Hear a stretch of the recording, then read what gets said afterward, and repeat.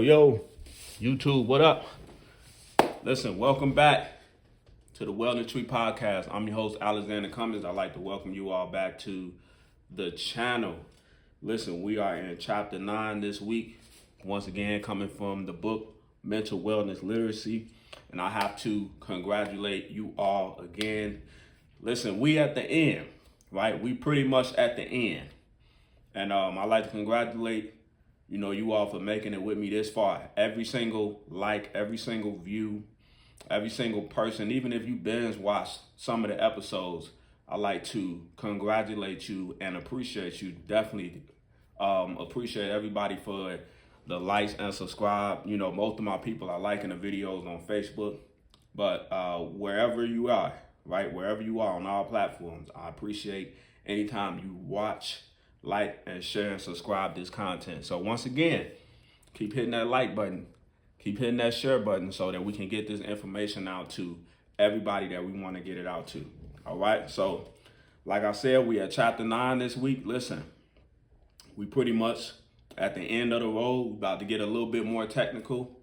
Got a few more chapters to go, but I believe that this chapter this week is going to be pivotal, right? I believe this is going to be a very powerful chapter that we're dealing with today in chapter 9. And the title of chapter 9 is pretty much Winning the 24 Keys to Mastering Your Day, right? I'm going to say that one more time. Winning the 24 Keys to Mastering Your Day. What does the 24 represent? The 24 represents 24 hours in a day. How are we maximizing our day? How are we using our days, right? That's what we want to talk about on today's episode. So listen, I want you to get your pen and your notepad out, because you literally might get some things that you can use to start to really gain control of your mental health and gain control of your days, right? So first thing I want to talk about when it comes to mastering your day is I want you to take a step back and ask yourself this question, right? And this is also in the book. Have you ever asked yourself the question, how many days did I actually win this week? In other words, did I have more losing days than I've had winning days? So when we sit back and start to really evaluate how our days are going on a day-to-day basis, one of the questions I want you all to really think about and really ask yourself, how many days this week that I could sit back and look at that day and say, I won that day? Right? I accomplished everything I set out to accomplish. I did everything I set out to do in that particular day. That day is a win. And then also, I want you to evaluate some days where you felt like it was a loss, right? And what that means is, yeah, you got through the day, but you didn't get a chance to read that chapter out of the book. You didn't get a chance to make that healthy meal that you place yourself on to be consistent with throughout the week. You didn't get a chance to get to that healthy meal. Or maybe you didn't get a chance to get to the gym or get some type of workout in, right? How many days of that have you been experiencing on a weekly basis, right? And sometimes for us, we find ourselves, because of life, because of everything that's going on, we find ourselves, we only winning out of a 7-day week period. We probably winning maybe 1 day. If we being like real honest, like, it was 1 day of that week where we probably looked at that day as if we've gotten a win, right? And we want to start to change that, right? We want to begin to, first off, we want to start to change that concept or that narrative, right? And start doing the things that we need to do to win more days out of the week, right? So that deals with a lot of being disciplined, and that deals with a lot of commitment and discipline, right? Making sure that we're doing everything we can to be as committed and disciplined as we possibly can be. Listen, discipline and consistency, yes, I get it. It is extremely hard to do. It is a very hard thing to do when you don't have the right motivations. Notice I said that. When you don't have the correct, proper motivations, then those things can become extremely hard. But when we got our motivations in line, we got our inspiration in line, then you're going to see the consistency and the motivation and the discipline start to go up. All right. So now we're moving to the second part where we're talking about 24 hours, right? All of us are given 24 hours in a day. Every day you wake up, you are literally given 24 hours within a day. You got a morning, you got an evening, you got a morning, you got an afternoon, you got an evening, and then you got a nighttime, right? And it's 24 hours in a day, right? And something that I talked about in this chapter, I actually gave 3 concepts as it pertains to managing those 24 hours. If we really think about what we're doing with those 24 hours, for some of us, well, we know a good 8 to 10 to maybe 12 hours is dedicated to work, right? It's dedicated to that 9 to 5 job we have, the level of work that we're doing to be able to provide for the family, provide for the children, right? Then we got another portion of that day is given to sleep, right? We all know that you need a certain amount of sleep. You need at least 6 hours, 6 to 7 to 8 hours of sleep daily, right? So that's already half the pie right there, right? That's half the pie of the days with just those 2 important things. That's taking up a massive amount of the time of your day, right? And what happens with most of us, a lot of times, just based off doing those 2 things, right? Working and getting rest. Some of us, we don't have the energy to do anything else, right? We don't have the energy to process more thoughts, process more emotions, or really evaluate where we're trying to go in life. And what's the bad part about that is we end up giving these hours, dedicating these hours to somebody else's destiny and somebody else's purpose. What does that look like? Well, you're dedicating almost 40 to 80 hours a week to a corporation that you work for, right? You're dedicating, you're pretty much dedicating close to 40 to 80 hours, out of a 2-week period of time that you're giving to a work corporation. But what about the time that you're giving to the corporation that God has placed on your heart, or the thing that you want to do, the purpose that you want to live out, and the business that you want to have? How many hours are you dedicating to that, right? So herein lies why I emphasize in this book the importance of maximizing the 24 hours. We want to make sure that not only are we showing up in these other areas within our life, but we're also taking a portion of our life and being intentional about that. Being intentional about taking a portion of our life and dedicating it to the things that we want to see come to pass in our life, to the goals and aspirations that we want to see come to pass in our life. So listen, I'm here to help you with that, right? I got 3 points out of this chapter, and I'm gonna just give it to you all, because I love you. I'm just gonna give it to you, what I put into this book, right? So 3 steps into maximizing your day. You ready? I think this is gonna be interesting. I think this is gonna be phenomenal. So the first thing you need to do is calculate your day, right? The first thing I want you to do is begin to calculate your day. I literally want you to sit down and I want you to calculate or put some form of calculation inside of your day. So what that looks like, how many hours am I going to spend resting, right? After we've done, first of all, how many hours of rest I'm going to get. I want you to calculate that. I want you to put that within a certain framework. We already talked about earlier within the videos, talking about we need to get at least 6 to 7 to 8 hours of sleep, right? Then I want you to calculate the hours at work, how many hours you're working at work. Calculate that. Most people, you're working 8 to 10 hours to 12 hours a day. If you have a regular job, depends on what type of work you're doing, you're typically doing something like that, right? Then you have a portion of a day that you spend with children and your wife, family time, right? I want you to put some form of calculation around that. How many times am I going to, how many hours am I going to spend with my family? How many hours am I going to spend with my wife? So on and so forth. Listen, I think the importance of doing this is it gives us the opportunity to build structure, right? It gives us the opportunity to build structure as it pertains to our life. If you look at anything around you, any monument, any building, or any places that you see around the world that we go inside of, buildings, houses, gyms, whatsoever, they all have structure. Everything around you strive in structure.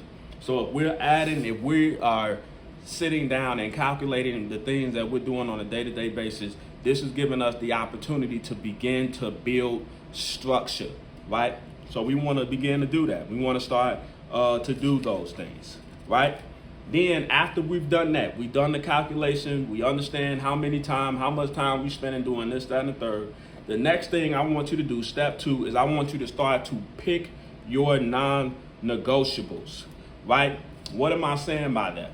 Well, within the things that we have structured with our life, what I like to call, I have a system that I go by, and what I like to call non-negotiables.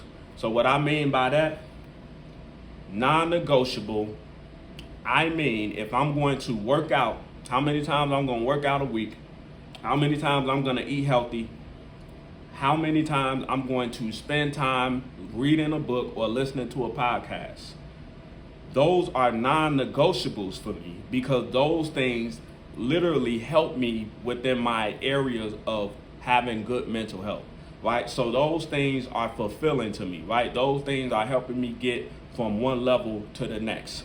So I make sure every single day when I wake up, every day that I get up, I make sure that before the day is over, I'm going to hit those non-negotiables. Or I'm going to do the best I can to hit as many non-negotiables as I can possibly hit. I want you to start to map that out. How many non-negotiables do you want to have? This is great for you. This is going to be a good thing for you because once again, this is dealing with that structure. You going about having a form of structure when it comes to your life. Gone are the days where you just wake up and go to sleep and days have went past, hours have went past, you don't know what happened to who and what and yourself, and you just waking up and going to sleep, getting back up again, waking up, going to sleep again. Gone are those days, right? We want to start to incorporate the term of being proactive in our mental health, which is another thing that's in the title of the book, a proactive approach. We want to start to live our life from a proactive standpoint. And what that means is we have to be intentional about implementing certain things, right? We shouldn't be in a place where we're waiting on other people to do these things for us, right? We have to start to implement these different things. So I want you to pick some non-negotiables, right? I want you to pick some things that you're going to do that deals with increasing your mental health and getting you to another level. I want you to pick some things that's going to help going towards that situation that are non-negotiable. No matter what, you are not going to allow anybody to stop you from doing those things. And I want you to make a commitment to yourself to make sure that you're doing those things on a day-to-day basis. Pick them non-negotiables. Figure out what they are. All right. And then the last thing, right? The last thing I want you to do is I want you to begin to create a form of protection around those non-negotiables. I want you to get those non-negotiables protected. Listen, anything that is protected has the potential to grow, right? Anything that's protected, it has the potential to be preserved, right? It can be preserved. It can grow to the next level. It can be long lasting. We have to stop living a life, an unprotected life. And what I mean by that is our days are unprotected. The amount of hours that we're given from God to live, 24 hours, right? We have to stop allowing our days and our life to be so unguarded and unprotected. Listen, if you think about something that's unguarded and unprotected, what can happen to it? It can get raided. People can go in and steal, right? People can go in and steal and take from those situations or take from those things that we can hold cherishable because we're not protecting them, right? So we don't want to let the circumstances of life, the downfalls, the failures, all of those things, we don't want to let those things rob us from where we want to be in the future because we're not protecting these things, right? We're not protecting even our mental health. And I experienced this personally. I allowed my mental health, my stability, my mental stability to be robbed from me because every single day I was living my life and I had no form of non-negotiable or protection or boundaries around what I was doing, who I was communicating with, the environments I was placing myself in. And as a result of that, I found myself inside of a psychiatric hospital. It is possible, right? And the reason why that happened is because I didn't have no boundaries, no form of protection. I wasn't placing myself where I needed to be placing myself. And guess what? Not only did that happen, I lost time. I lost opportunities. That's another thing. We don't want to be living our life and losing all this time and missing out on opportunities that we could capitalize on.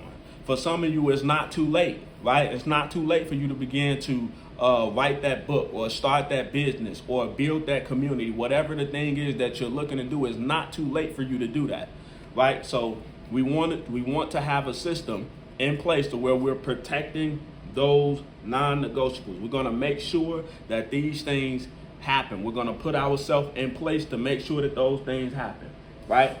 I got the audio book downloaded on my phone already. I got the headset, so if I can't physically read a book, then I can listen to it, right? I went to the grocery store. I bought the food. I bought the healthy food, and I got it already made for the next day. Protecting those non-negotiables so that we don't have to work so hard to do the things that we're trying to do. Listen, so all of those things that I just talked about, these are all keys of mastering the 24, mastering your day. Listen, I guarantee you, if you're a person, you can do these things, you can master your day, then you will start to see your mental health go to another level. And guess what? You will find yourself in a peaceful place, not opening your eyes up in a psychiatric hospital. Nothing wrong with somebody opening their eyes in a psychiatric hospital. Sometimes psychiatric hospitals can be helpful for people. But once again, this community, this podcast, this YouTube is for people who are trying to not be in a consistent cycle of going back and forth to these different institutions, right? You can be like me. I'm 10 years out. I haven't been back for 10 years. Why is that? Because I've learned that it is my responsibility and I need to be proactive and put the energy in necessary to worry about what's going on up here. I need to be guarding what's going on in here. I need to be putting in the effort to what's going on in here and this body, right? It is your responsibility. So we're being proactive about handling what's going on with us. So listen, once again, I'd like to thank you all for joining me today. If you found this information helpful for you, if you found that this was impactful, first thing I want you to do is implement it. I want you to start to implement what we're talking about, right? And then the second thing, I need you to send this to a friend, family, or colleague. Make sure you're hitting the like, share, and subscribe button, all right? See you all next week, and we're going to be wrapping it up in the book very soon. So once again, I appreciate you all for hanging out. I'm going to see y'all next week, all right? Peace.